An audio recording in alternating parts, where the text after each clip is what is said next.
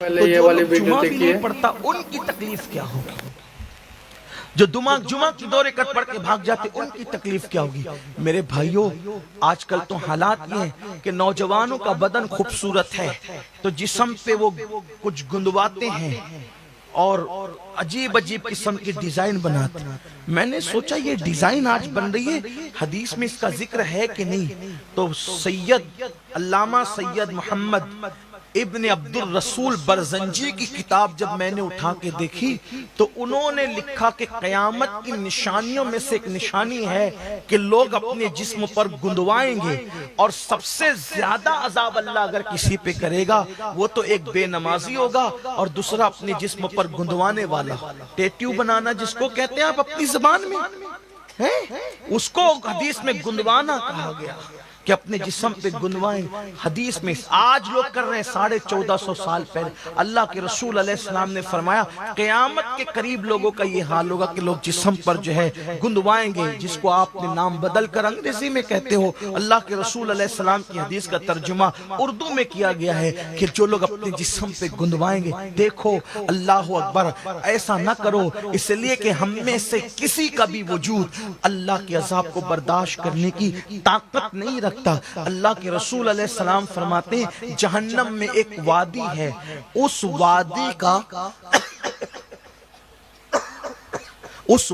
کا حال یہ ہے کہ ایک دن میں 5 مرتبہ جہنم اس سے پناہ مانگتا ہے۔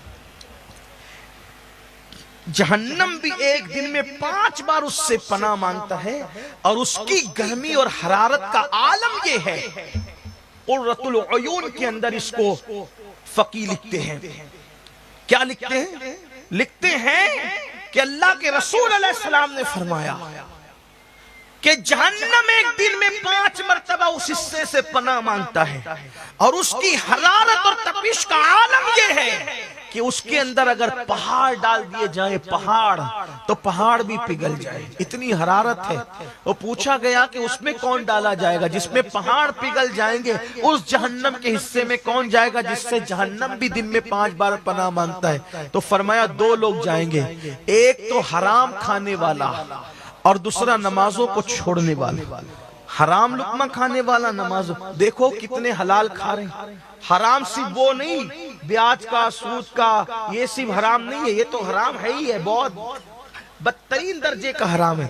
جو جھوٹ بول کے کماتے وہ بھی حرام ہے، جو جھوٹی قسم دے کر کماتے وہ بھی حرام ہے، جو دھوکہ دے کے کماتے وہ بھی حرام ہے۔ اس لیے بلکہ یہاں تک فرمایا 1 درہم جس نے حرام کا کھایا وہ بھی اسی حصے میں داخل کیا جائے۔ 1 درہم کی بات، 1 درہم، 1 درہم، اب درہم نہیں ہوتا، اس دور کے درہم کی بات کی۔ 1 درہم جس نے کھایا وہ جہنم کے اس حصے میں ڈالا جائے گا جس میں پہاڑ پگھل جائیں گے۔ ہے طاقت اللہ کے عذاب کو برداشت کرنے کی، ہے طاقت اللہ کے عذاب کو برداشت کرنے کی، ہے قوت، کیوں نہیں منا لیتے اللہ کو؟ کیوں نہیں راضی کر لیتے اللہ کو؟ کیوں نہیں توبہ کر لیتے اللہ کی بارگاہ میں؟ کیوں نہیں پلٹ جاتے اللہ کی بارگاہ میں؟ اولیاء اللہ کی ارشادات، ان کی کرامات، ان کے فضائل، ان کے مناقب سننے کے باوجود بھی بدلتے نہیں۔ یاد رکھنا، اگر نہیں بدلتے ایک جملہ ہمیشہ دل پہ لکھ لینا، جو کسی کو دیکھ کر عبرت حاصل کر لے، جو کسی کو دیکھ کر عبرت حاصل کر لے وہ لوگوں کے لیے مثال بن جاتا ہے، اور اگر وہ عبرت حاصل نہ کرے تو پھر وہ لوگوں کے لیے عبرت بن جاتا ہے۔ لوگوں کے لیے مثال بنو، عبرت نہ بنو۔ اللہ ہم سب کو سیدھے راستے پہ چلنے کی توفیق عطا کرے۔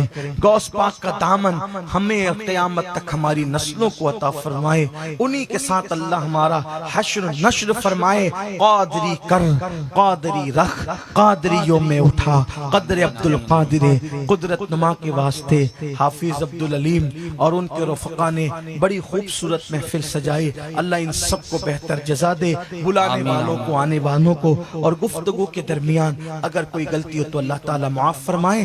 استغفر اللہ ربی من کل ذنب و اتوب الیہ۔ السلام علیکم ورحمۃ اللہ وبرکاتہ۔